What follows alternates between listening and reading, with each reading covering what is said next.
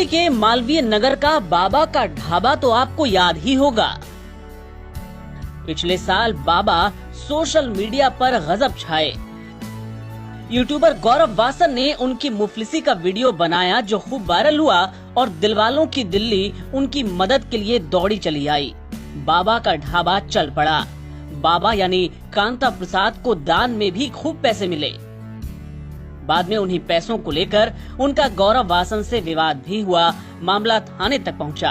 खैर, इन सब के बीच बाबा ने अपना ढाबा बंद कर दान में मिले पैसों की मदद से बीते साल दिसंबर में धूमधाम से एक नया रेस्टोरेंट खोल लिया था। ढाबे में जहां कांता प्रसाद और उनकी पत्नी खुद खाना बनाते थे, वहीं रेस्टोरेंट में वो काउंटर पर बैठे नजर आए। 2 रसोइये और एक वेटर को काम पर रख लिया। शुरू में रेस्टोरेंट चला भी, लगा कि बाबा के दिन फिर गए, लेकिन शुरुआती उत्साह के बाद कस्टमर धीरे धीरे कम होते चले गए, खर्च बढ़ता गया और आमदनी कम होती गई। खुद कांता प्रसाद ने बताया कि उन्होंने रेस्टोरेंट में 5 लाख रुपए का निवेश किया था, 3 लोगों को काम पर रखा। उनका 1 महीने का खर्च लगभग 1 लाख रुपए था, लेकिन महीने में कमाई हो रही थी 40,000 तक।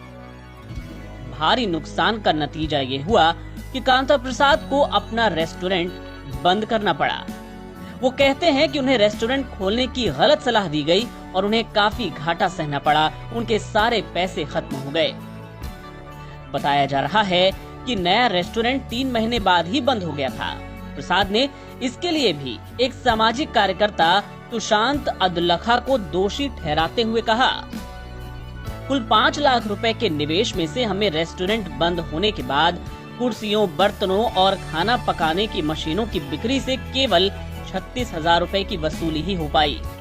दूसरी ओर अदलखा कांता प्रसाद के आरोपों को गलत बता रहे हैं। वो रेस्टोरेंट बंद होने का दोष कांता प्रसाद के 2 बेटों को देते हैं। उन्होंने कहा, रेस्टोरेंट स्थापित करने से लेकर ग्राहकों को लाने और खाने की होम डिलीवरी के लिए ऑर्डर देने तक हमने सारा काम किया। इसके सिवा और क्या कर सकते थे।